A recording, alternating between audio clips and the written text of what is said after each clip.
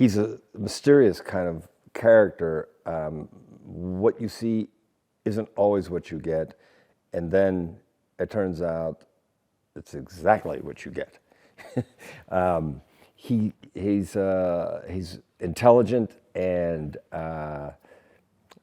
realistic in that he totally understands and accepts the world in which he lives, and which is, you know, in this picture, a dangerous world. He lives among other assassins, and it was really fun to play. He's very physical, but he only is physical if he absolutely has to be. He just happens to be pretty good at it.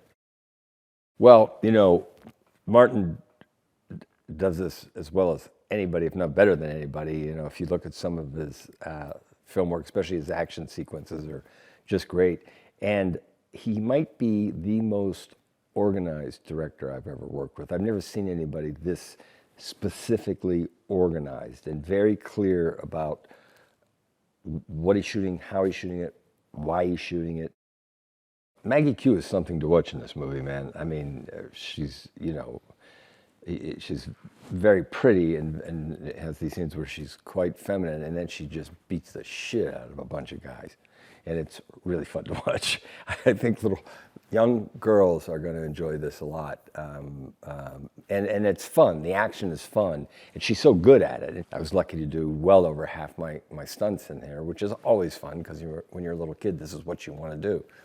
But there was just stuff that there are stunt doubles who are just better than I am at doing it, and I'd be a fool not to let them shoot some of those shots better than I can. But so there's always something to learn when you're doing stunt work, and it's different for almost every movie where I've had to do stunts. So what happens is, at first it's just a job, and it looks like I'm just going to show up and I've got this well in hand because Rembrandt's done this kind of thing a lot.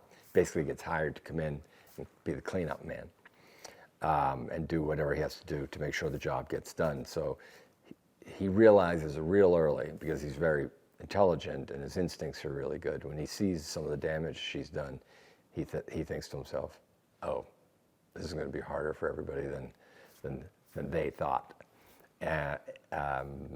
Because they kind of think, this will be easy, we'll just take her out. And I realize, they don't realize who they're dealing with. So I'm intrigued by that. Rembrandt is intrigued by that. And then he's attracted to her. And, you know, he can kind of compartmentalize those two things. And then it becomes more and more difficult for him to compartmentalize them, because then he'd like to see this thing probably go into another level. You know, so already it's not a relationship you see a lot in movies like this, which made it fun for me.